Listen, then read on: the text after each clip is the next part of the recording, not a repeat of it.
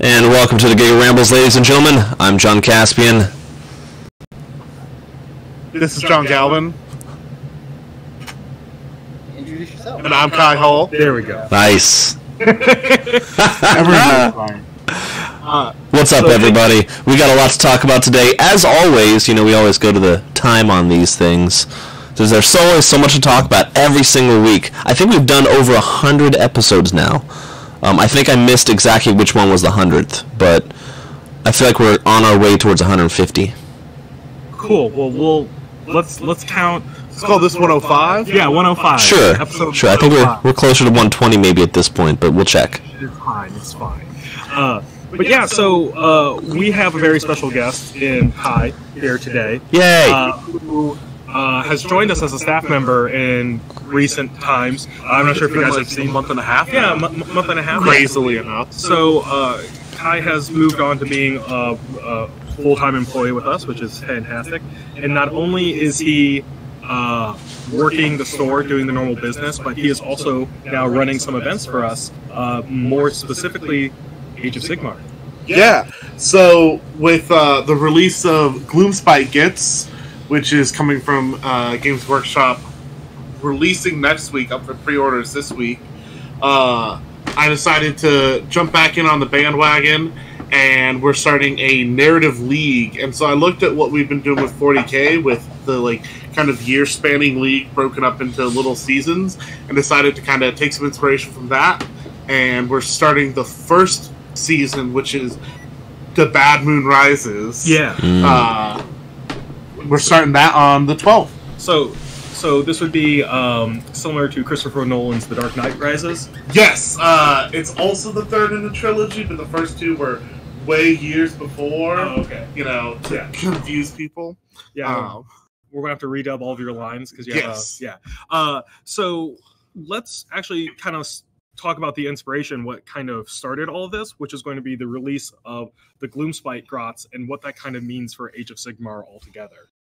Yeah, so for people who are maybe new to Age of Sigmar or don't even know what it is, Age of Sigmar is a miniatures game from Games Workshop with sort of a newer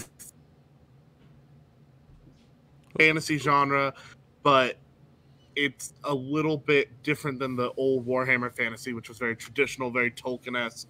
This kind of very adds grim, like the old one. Yeah. And this new one is more of there's still bad stuff happening, but it's not as bad, and it's a lot more fantastical. Fantastical. I think is the best way to put it. They definitely. It's no longer a low fantasy. It's definitely high fantasy. High fantasy. So. The world, with a little bit of techno punk thrown in there too, which is so personally I like that flair. I like when fantasy can add in a bit of technology, because then it kind of encompasses all those niches and scratches a lot of itches for a lot of people. Yeah, but for Gloomspite is definitely more into the low fantasy type stuff, but they have a lot of magic, obviously. But they are followers of the Bad Moon, which is an actual heavenly body in the mortal realms that travels through different realms. So no one really knows what it is, and people who have tried to study it literally go mad and insane and just start rambling, because they're all right, I'm going to figure out where the Bad Moon is next. And they're okay, it didn't show up there. It showed up in a totally different place that I didn't even predict. And then they just slowly descend into insanity studying it. And there's a bunch of different stories as to where the Bad Moon came from, and each Grot clan has their own beliefs. But they all have the same goal, which is to worship the Bad Moon and to spread the gloom dank. Yeah. Well, so that's gross. I love it. As most followers, they worship the Bad Moon and they want to bring the Bad Moon with them 100% of the time. So they more follow the Bad Moon, actually. So they want to just understand it, and they basically believe, depends on the different Grot clans. So the Moon clan basically believe that if they impress the Bad Moon, their god will speak to them. That they will get to hear the voice of the Bad Moon, which is essentially a huge blessing and all that. The Spider Fang Grots believe that if they impress the Bad Moon enough, it'll hatch and release spiders all over the world, which, Yeah. everyone else would legit. hate and they would love. Yeah. And then the Troggoths, who knows what they're doing. I like to think they just think it's a shiny and they want to catch it. Yeah. They're like, ooh, shiny, I catch. Yeah, no, it seems like the trolls or the Troggoths of the world are more so following the food source that the Bad Moon creates than anything else. Yeah. Because they eat all the mushrooms that sprout Yeah. under the moon. Interesting. Which those mushrooms would kill most people, but They're don't trolls, kill, right? Yeah. So Well, they don't kill the grots either, Oh, but yeah. I mean, probably after years of selective evolution. Yeah. And so with this, it's actually really great because when Age of Sigmar first came out from the old Warhammer Fantasy, they took all the old armies and they kind of shattered them and they hyper specialized each one. So what was orcs and goblins became We have Iron Jaws, we Savage have Orc, Savage Aura. and then like there's more delineations from there, and goblins were even worse than that. So the Spider Fangs got separated from the Moon Clan, which got separated from the Troggoths, Which got separated from the Flame Grots. exactly. And so this Gloomspite Gets book, not only are we seeing more new releases from this one than probably any other line, Barring like the brand new books. yeah, but they are unifying the three main goblin armies, which are going to be the Moon Clan Grots, which are the goblins that wear the kind of like black robes and always have the moon things, moon edifices on their weapons and shields. The Spider Fangs, which are more of your forest goblins who ride around on spiders. Yeah, they tend to almost wear like Mesoamerican clothing, Yeah, I guess is yeah. the best way to describe it. But they wear like lots of loincloths and spears and headdresses and then trolls, so or the Troggoths as they're known in Age of Sigmar.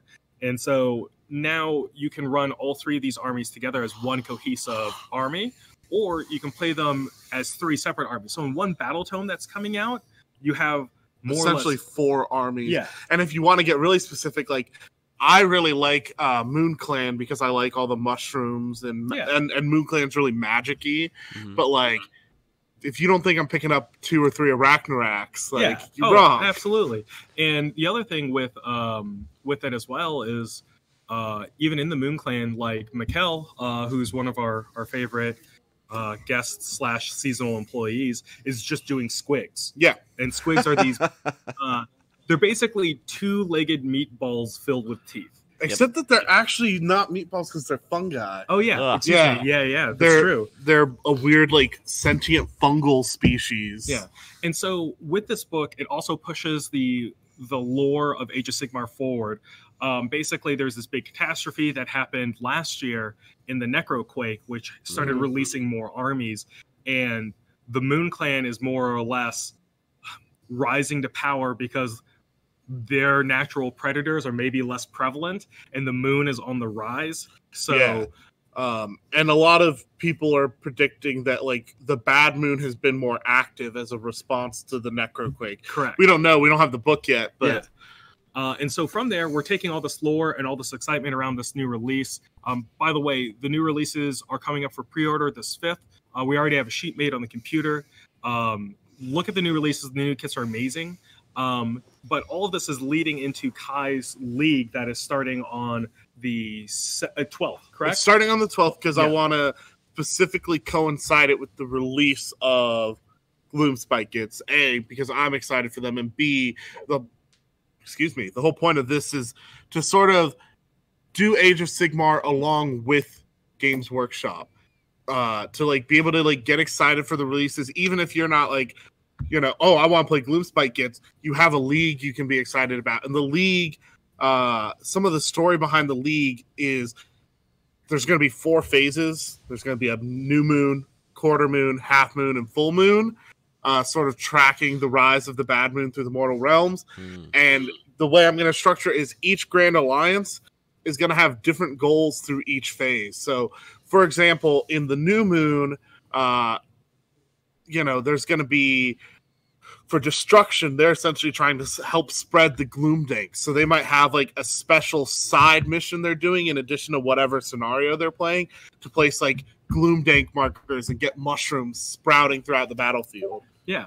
And so with all this, like, the exciting part, or the really exciting part to me as someone who is going to be playing in the league or getting in the league, is I think this is the first time we're doing something that is coinciding actively with the story. Yeah, and that was sort of my idea. Was I got my start with miniature gaming, narrative campaigns, and I always think that's fun, whether it's run by the company or run by an individual or run by a game store or however it works. And so I wanted to do something like this, and this sort of inspired me to push in that direction. And it clearly has been successful because, sometimes I've had trouble finding games of Age of Sigmar here before, like earlier last year. And now we have 12 people signed up for the league. And we haven't even talked about it on Giga Rambles. We haven't posted about it on the Facebook page. It's literally just been me going into the North Georgia Age of Sigmar group and the Giga-Bites tabletop group and going, hey, I'm running this league. I'm really excited for it. Here's some basic rules, a reporting sheet, and bam, we've got 12 people signed up. Hi, Will. So, yeah, it's really awesome in all that regards because I'm kind of a big fluff junkie in terms of a lot of these games. And I've loved back in the old world of Warhammer Fantasy, or even in Warhammer 40K, like 3 years ago, the fluff was kind of stagnant. Like, they weren't pushing the story forward. And now with this league... And even if they did, it was one step forward, 2 steps back. Correct, yeah. And it was normally kind of like those like offshoot filler episodes, it felt like. Yeah, it was like, oh, here's this new faction. They've just been hiding on this planet for 6 years. Or we've known about them for years. This is just when we're getting to it. Yeah, we're finally getting the rules or whatever. Yeah. And so Games Workshop is driving forward this fluff, and we are now going to be taking part in it with these leagues that Kai is doing. And it's not just Kai, too. Talon Frost is going to be helping Kai with the league in terms of like management and all that, because thanks, Talon. Running a big league is a lot of work. Well, yeah, and like I think when I talked to John, I was like, oh, if we get like 5 or 6 people, I'll be happy. And like we're at 12 people signed up, and a bunch of people in the group who are like, oh, I'm gonna be playing and just haven't signed up yet. Yeah. So like that's really just to me really awesome. Yeah, and so the few times I've done Age of Sigmar campaigns or leagues, and same with 40K, when you add in special rules or special scenarios, it brings people out. It gets people excited because, hey, you can now play with this different rule set that you wouldn't normally able to do in a regular game. And we're really going to push that forward with the Bad Moon Rises. Yeah, because each phase, in addition to having its own little like goals for each Grand Alliance, which you'll be doing on the side, I'm writing a special scenario that you can get extra points for playing once per phase, and then I'm also writing special rules. So like preview for those of you who are in the league, for the new moon, it's going to really kind of like reward people for bringing at least a wizard, because the whole point of the Bad Moon is it drives especially like wizards and sages insane. So like there's going to be kind of this escalation of wizardry throughout the whole thing. So it's really going to push you, like maybe you don't normally like to play wizards. Well, the Bad Moon Rise is a good chance for you to try out a wizard and do something different. I might have to ally in I'm hoping a troll can be a wizard. I don't know if trolls can. I don't know, but I might have to ally in a wizard. You might have to. You might have to ally in like a fungoid cave shaman. Yeah. But you could like have him like hanging out on you could like sculpt a foot. Yeah. And he's like hanging out on the foot of a Troggoth or whatever. Oh, that'd be pretty cool.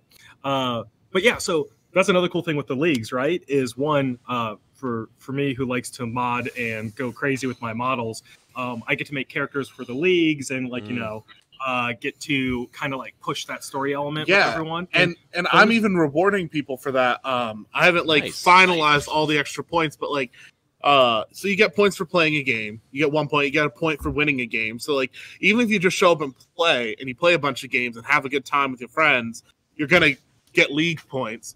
But additionally, you get a point for like sharing a photo on social media, like helping me promote the league and promote the game. You get a point for writing a story, and it can be a short little like 100-word story, or it can be a epic of the Iliad or whatever. And you get a point for, I'm even just saying, paint a model. I don't care if you only paint one model from one unit, and by the end of the league, you're like, look, I painted 8 models because it was 8 weeks long, and I got my 8 models. Hey, fine. perfect. Like Yeah. that's more models than you started the league painted with. That's a great point. So, I like. Are we going to do? Does terrain count for that too? If they paint, yeah, especially like because the Loon Shrine, and that's a really cool thing I think GW is doing with Age of Sigmar is pushing themed terrain. Like that gets me excited for like games for like factions I'm not even playing. I'm like, ooh, what's the new terrain piece going to be? Like I want to pick it up and like look, yeah. Especially like when you go from you look at the Sylvaneth Wildwoods, which are fine, they're cool. No, so that was kind of like putting their feet, like testing the water a little bit. And then like then you look at like the shipwreck, and that was pretty cool. Yeah, but this Loon Shrine is insane. Well, and the Herdstone too for Beast was really awesome. Colin, who's a regular here, I always forget about that because it came out kind of like out of nowhere. Yeah, it was like surprise. Here's this thing that people have wanted for decades. And we have someone playing Beasts of Chaos. Yeah, that's Colin. Yeah. And he's done such a good job. He's like cranked out like an entire army just painted. But I really do love that. And I'm really excited to see what they kind of push terrain-wise with other factions. Because we should be seeing, they mentioned coming in 2019, like Slaanesh is on the rise. Yeah. So it'd be kind of cool if they got like a pleasure pit for Slaanesh. I mean, that'll be a tough one. But like, fine. Drug den for Slaanesh. Drug den, that's probably more. Or even just like some kind of altar. Like we have one over there somewhere. But that old Chaos altar terrain piece, which is huge. Don't do something that big, GW, please, if you're listening. Yeah. But something like that might be cool too. No, absolutely. So all of this is going to be taking place over 8 weeks? 8 weeks. So 2 months. 2 months commitment, which is really great. And then hopefully that will lead into the next part of the Games Workshop story, which will lead into our next league. Yeah. And that was kind of my thought process. I'm like, 2 months, we're starting January 12th, so it's finishing up somewhere in the middle of March.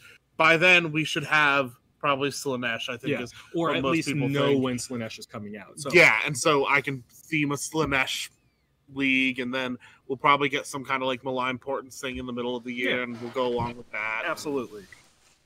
Yeah, so it is important for guys to, or for everyone to know that this is going to be something we are continuing throughout the year, and we are looking forward to having people participate, get excited about it.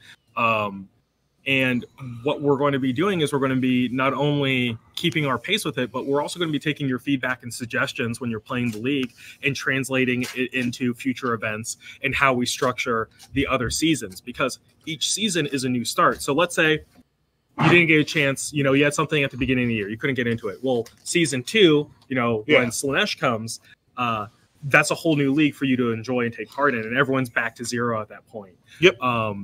And it'll be really great. And we'll be doing a lot of things throughout the year. It'll at least be 4 seasons throughout the year. Yeah. And we're just going to keep going with that and hopefully build a great community that is focused on narrative gameplay. Yeah. And, I'd even like to do some like weekend events along with those that are like bigger, like everyone brings 1,000 points, but like team up against kind of stuff and more of that kind of stuff instead of just like the standard, like, oh, it's once a quarter, here's our tournament. Yeah. Like clockwork, Yeah. And we'll do tournaments still, but yeah, absolutely. Doing something extra with that. And we might do a tournament at the end of the season, or that's sort of my plan now. Yeah, but like I would love for that tournament to have a special rule to it to kind of emphasize the Bad Moon. Yeah. So all this is. Although I do want to clarify, because we've talked a lot about like emphasizing the Bad Moon. That doesn't mean that you have to be playing Gloomspite Gits or buying Gloomspite Gits models, or that Gloomspite Gits are going to get a bonus. It's just thematically, what does the Bad Moon do, and how that ties into because things. At the end, the Bad Moon is a threat for anyone that's not destruction. And everyone has to handle it differently, So whether your order, making sure that madness doesn't spread to your cities, or if you're chaos, because the chaos. Yes, my idea with the chaos gods is each one is interested in the Bad Moon for a different reason. So like Tzeentch is like, I don't understand this thing, and I don't like that, and he's trying to fix that. And then Khorne is essentially seeing the meteors raining down is like, that's a nifty trick. I want to learn how they do that. Slanesh, sees the lunacy it causes and the massive effect it can have. It's like the chaos is interested in essentially like the effect of the blood moon, or the bad moon, not the blood moon. Everyone knows blood moon turns everything into mountain. We already know that effect. Yeah. So it's all stuff to look forward to. And like I said before, the Gloomspite Gits are coming out quick. The pre-order goes up tomorrow. No, tomorrow. The 5th. We're on the 4th. I know dates. Yeah. So it goes up tomorrow. So all that stuff's coming in, and it gives you enough time to where if you want to play Gloomspite Gits like Kai, you have enough time to pick up your pieces and get them ready, get them painted, or at least assembled, so you can start playing. And then Wave 2 comes out up for pre-order on the 12th. So someone like me who wants to play the Trolls, that'll be when I will be able to order my pieces and get started with the league. And that was part of why I made it a 2-week phase, was to give people a chance, because the first phase is 500 points. And so I want people to go in and be able to play who are new and not feel like they're overwhelmed right off the bat. Because let's be real, I sat down and I was like, hey, John, you're new to Age of Sigmar, want to play a 2,000-point game? Nope. Yeah. 500 points, you're like, here's 2 units and a hero? Yeah. Like, I made a 500-point list for Gits last night that was like, Gits. Yeah. With the rules we currently have, that was like 2 units of MoonClan Grots and a Mangler Squig and a Fungoid Cave Shaman. Yeah, no, that's... Seems like so usually like a fun list, especially for beginners, is like a hero, a battle line unit or 2, and then something fun. Yeah. Whether it's an elite choice, they're not called elite choice. Whether it's a non-battle line choice or like a behemoth or an artillery piece. It could be anything from a one big unit guy to like maybe just a small unit of 3 elite guys, an extra hero, things like that can be. Haley says the group I played with regularly ended up doing a 4 versus 1 6,000-point game last weekend. Whew. Yeah, that sounds like a lot of fun, and that might be something where to cap off like a season. Is doing like something destruction versus everyone else. Like for the Bad Moon, it would make sense that like destruction is uniting under the Bad Moon, while order and chaos, I guess, maybe aren't getting along, but at least aren't fighting each other until after destruction's been dealt with. So it's all things to look forward to, and we really want to get people excited about Age of Sigmar for this year, because we have a lot of plans and Games Workshop has a lot of plans. They came up with a what's coming in 2019 post a while ago, or what the top 5 things they're excited about, and they're focusing on Slanesh, Gloomspite Gits, and they've said there's more to come that we haven't seen. Yes, and Underworlds. Those are 3 big things that they're pushing. And so we know, and Underworlds ties in nicely. There's because there's that Trogoth Malog.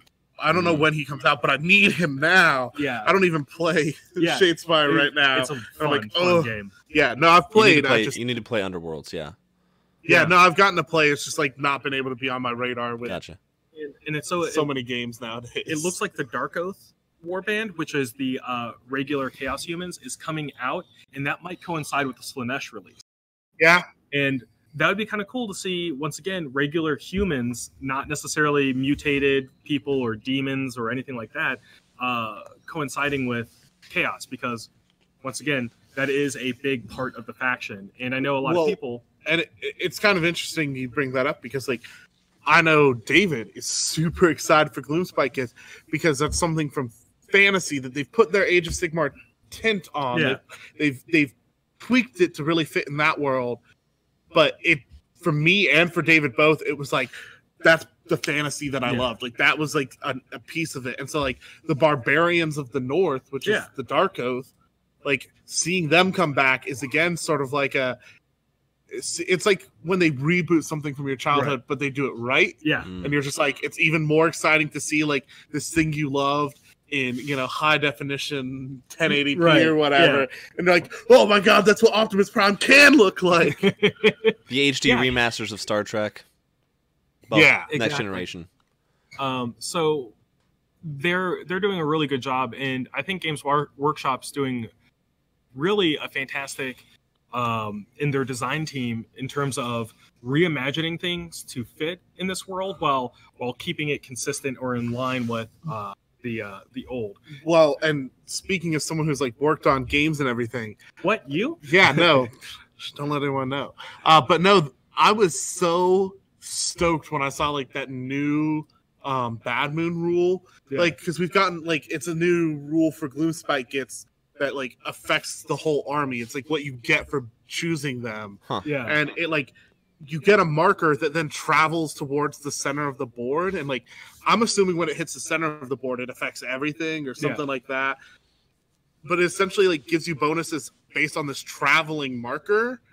And that was so cool to me compared to like, you know, we've seen a lot of turn 1 you get this, turn 2 you get this, turn 3 you get, and that's cool, that's fine, that's also a lot of fun, but like they really seem to just be pushing things in an interesting direction in Age of Sigmar. Yeah. That like really got me excited. It's so awesome. Yes. I have my Beast Claw Raiders right. Y'all can't see it yet, but Oh, hey, yeah, you're part of the destruction team, John. yeah, destruction, yeah, boy. Go Team Destro. I hope that they put all the ogres together because that'd be great.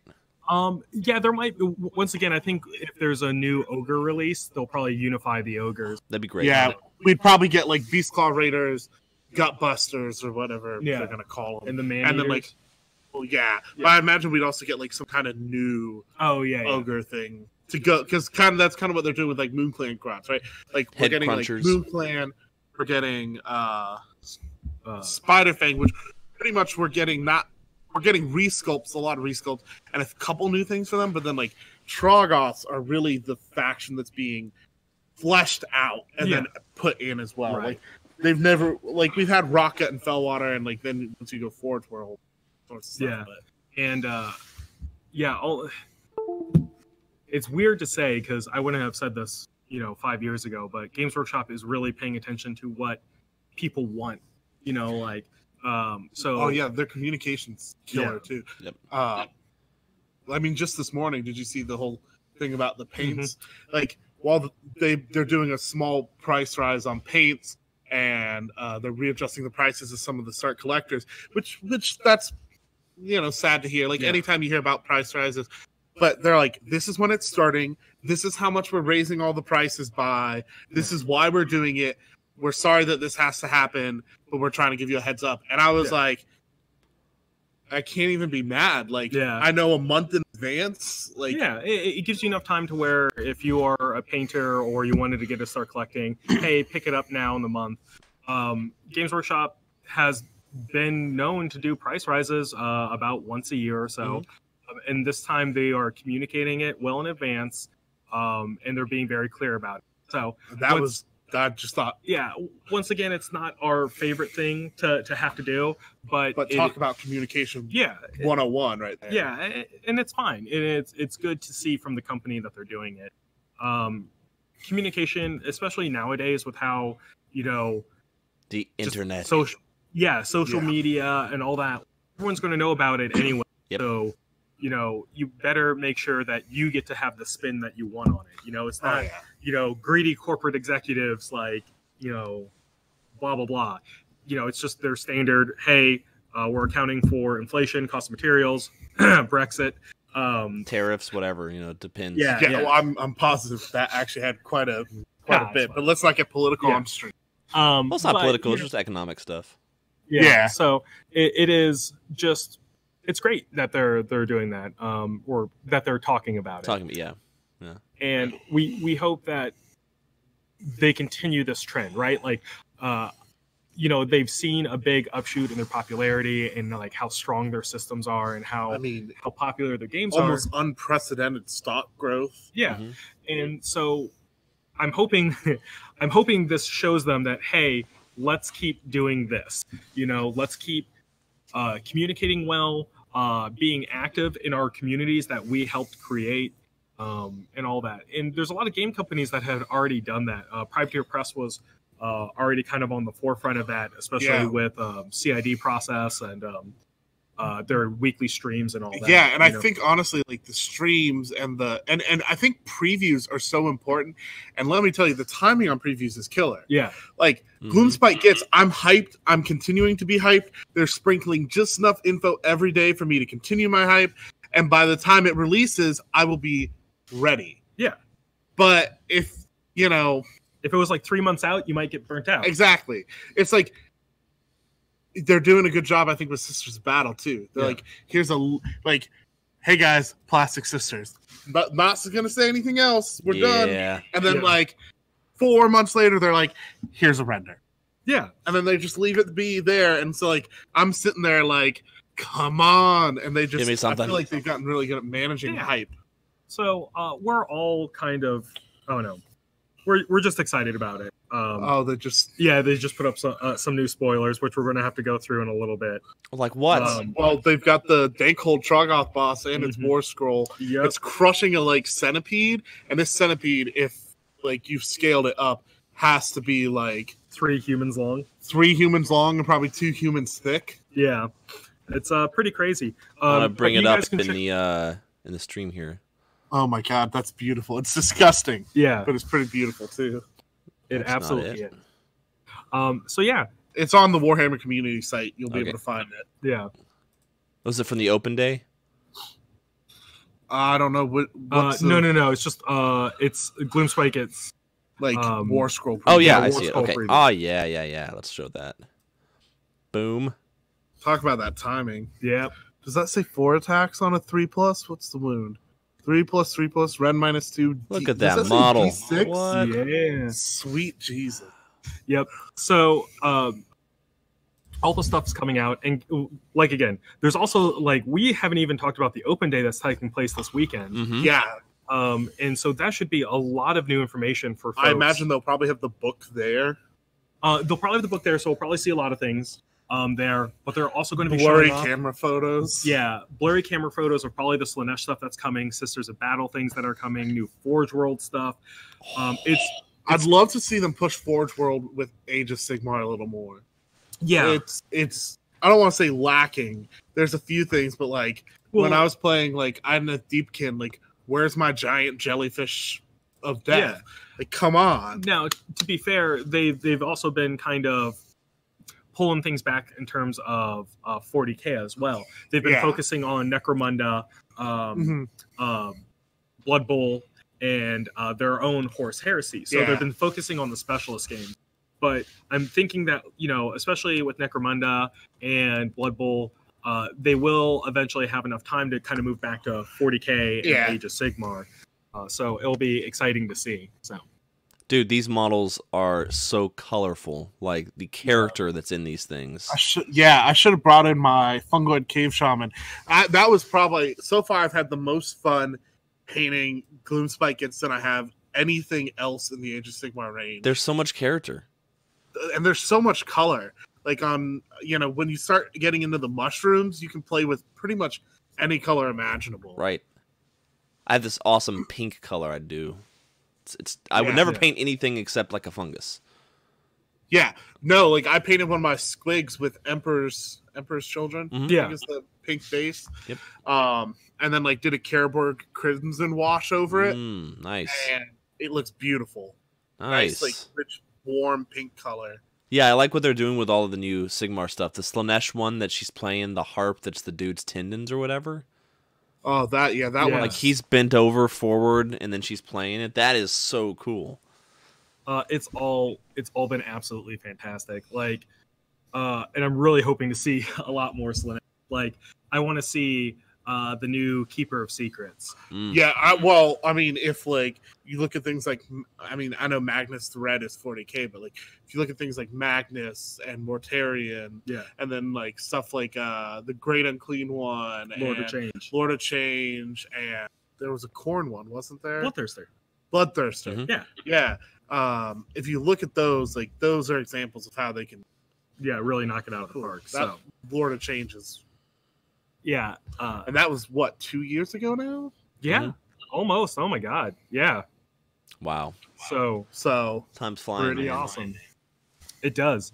And that's something kind of nice to look forward to, is that Games Workshop is getting to everything. It might be longer than what you want, but we're still getting there, right? You see forward progress. Yeah. Every month you see like, okay, we're getting somewhere. That was like, I think the thing that excited me about the Bloom Spike Gets was like, it took a second to get there, but man, are they doing it right. Right. Yeah. So yeah, that I'll go over the pre-orders real quick, like what is up for pre-order, and then we'll move on to some of the other games and systems we'll be doing events for, and also the all-important swap meet happening this Sunday. In the meantime, I'm going to show off a little 1995 Vestroyan Commander. Oh yeah, sure. That's a medal. I just 93 primed and a him. 95 medal. And then I have one from 93, which is a Commissar. Yeah, so going in for pre-order this week and releasing next week, next Saturday the 12th, there's going to be the Gloomspite Gets Battle Tome, which is going to be the book that contains the fluff, point costs, the War Scrolls, and all that sort of good information. That'll be 40. We're also getting the War Scroll cards, which is basically note cards of each of the unit entries, so you don't have to constantly flip through your book to kind of see what each guy does. It's really important to have with you. At least for me, I love having that sort of quick reference. There's Squig dice coming out. They are rubber Squig dice. They look like Squigs. They're also dice. They look amazing. They'll be $30 for the set. Take that as you will. Then there's also the Loon King, Skazgrat. The Loon King is his name. However you pronounce it. Yeah, Monstrosity of a name. That's the one of the big squigs? No. So Skazgrat is he is the single shaman who is just walking on the battlefield. He's got the big moon staff. Oh, he's yeah. got like a spider club. He got Squig attendants holding Correct, his yeah. robe. And so he's releasing with it. It's $35 for a single character. Then we have the Squig Hoppers, or the Boingrot. Boing Gets Bounders? Yes. However you say that. So it's a dual kit of goblins or grots on squigs. That's $50 for 5. That's up for pre-order. The new Squig box, which is 10 squigs, 2 herders, and there's a bunch of customization. Yeah, they said there's 10 unique squig faces, plus a bunch of legs. Yes, and also the herders have different options as well. So that's pretty cool. Also coming out that wave... what else is coming out that wave? Is it the hero set? No, not the hero set. But yeah, there's a lot more coming out in that wave. Those are definitely going to be the big ones. There's also going to be some reboxing of grots and trolls and all that sort of good stuff. So Nice. Yeah. It's a lot to look forward to. Absolutely. Pre-order everything tomorrow, starting tomorrow. Yeah, and so I kind of want to talk about some of the other things that are going to be taking place this year. Gaming in 2019 and events that we're hosting. Yeah. First things first is going to be our swap meet taking place this Sunday. We host a swap meet once every quarter here at Giga-Bites. It's where you can come in, bring your models, your books, your whatever you want to trade or barter with. You bring it in here. We have it open for 5 hours, and you get a table space, and you get to walk around, kind of trade, make deals, swap stuff, exchange store credit and store credit alone. We do not let cash transactions happen between guests here at the store. Although you can make direct swaps. Yeah. You can trade items items, together. Yeah. Just no cash trading hands, just store credit. And that's really important. It is usually huge. So we will get over 100 people in here swapping throughout the day. So be mindful that it will be very crowded here in the store. Gaming space will be more limited than it normally is. Until the afternoon time with... When does it start? It'll start at 11, so and then it'll okay. end at 4. Yeah, it'll end at 4. And so at 4, everything gets closed out in terms of swapping. That gets done. And then the place will open up for regular gaming from 4 until close. So really important to be mindful of that sort of stuff. It'll be a very, very busy day here, but it's a lot of fun. I always come. Yeah, and with me, it's a great way to, let's say, take that board game that you played once and you're like, oh, it's a good game, but I've had my fun of it. Let's swap it out for something new. There's a lot of board game trading, so it's good. A lot of people who sell 40K armies, Age of Sigmar, other game systems, which can be like a nice way to get a cheap start because you know they're not trying to sell it for MSRP, obviously. Right. I got that with Dark Eldar. It's great. Yeah, it's a good way to start a new army. It's a great way to clear your hobby table in a way. Wait, you can clear your hobby table? Well, kinda. You clear some stuff, but then you get new things. So it all evens out. So there's that, and then there's also just it's a lot of fun to kind of see old stuff, collectors things. I know I usually pick up like odds and ends, especially if people have older dinosaur models that I can't get anymore because of my insanity. But it's a good time. And so also from there, so that's this upcoming Sunday. Coming up next weekend on the 12th, we have a Monster Apocalypse tournament that me and Andrew Overton will be running here at the store. It's going to be our first 2-monster game tournament. So it'll be a lot of fun. Lots of carnage, lots of kaiju wrestling in a crowded downtown. Nice. So that'll be going on next weekend. We have Rob's 40K campaign taking off as well. I would love to get him in on Friday morning to kind of talk about it, especially explain things for people who have not participated in one of his 40K campaigns. But it is a great way to get in a lot of fun 40K games and also really kind of push that narrative aspect to it. Which is where I took a lot of the inspiration for the Age of Sigmar. Because it's a huge success for our 40K community. And so we'd like to transfer that over to other games. And so with that as well, I kind of want to push our website event registration. All these events, whether it's Kai's Age of Sigmar, Rob's 40K campaign, the Monster Apocalypse tournament, you can all go to our website, giga-bitescafe.com, and go to our events portal and sign up for these things online. It saves you a trip to the counter. It lets you pay online and get things going, and it just makes bookkeeping a lot easier. Yeah. So we are getting more and more advanced with how we schedule our games and our tournaments and our events. So please check it out, see what events we do have coming up, and then you can sign up for things and not have to worry about it. Yeah. So yeah, and depending on the event, sometimes we give a discount for prepaying in advance, especially our tournaments. It's usually a tournament feature where bigger tournaments, you'll save like, anywhere, a couple bucks to get in and sign up in advance. And well, it helps us at the store make sure your event runs smoothly because we know what to expect. Absolutely. Because if we're going, it's only going to be 6 guys at this tournament on Saturday versus there's going to be 20, we can make sure we have the extra support here to make sure everything runs right. Yeah. Yeah, so please check it out, and we will keep plugging along with our website and trying to make it better. Other big things that we have going on in the store, we now have a suggestion box. So if you've ever wanted to suggest things anonymously to Giga-Bites Cafe, whether it's complimenting Kai on how handsome he is, or you can do that not anonymous too, or giving us feedback. One of the things that we're working on is getting more sugar-free snacks here at the store. Joe's got the suggestion box behind us. Nice little strut back there, like a model walk. Yeah, and so thank you, Vanna White. But yeah, someone suggested that we get more sugar-free snacks for people who are either diabetic or trying to do keto, or even just New Year's resolutions. Yeah, exactly. So we have already taken strides to doing that, and it was something that necessarily we didn't think about, or maybe it wasn't as much of a priority as we thought it was going to be. But getting that suggestion was just like, oh, hey, we now have something to go on, and we can act.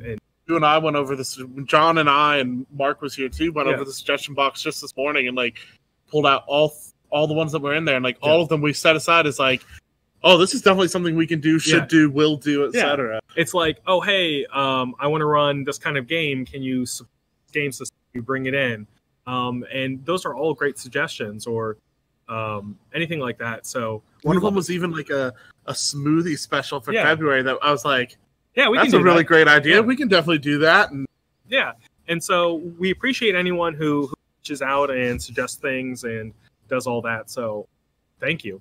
And we hope that it will continue to improve our store, and we appreciate that you guys, feel as much of a part of us as you do to make suggestions to improve things. I know we're looking at carrying in some more candy, like those eyeball gumballs things. Yeah, yeah, the eyeball candy. Yeah, doing all that sort of stuff. So we appreciate people who suggest things, and we want to keep making the store great for you. So yeah, I think that's a good time to sign off. A good note to end that was things. excellent. Yeah. Banging down the doors. Yeah. So I'll go let him in before he walks away. Yeah. Nice. Thank you guys for joining us. We'll be here next week with a bunch of grots, hopefully. So until then, keep your eyes on the sky for the bad moon. The bad moon. Yeah. Bye, everybody. Bye.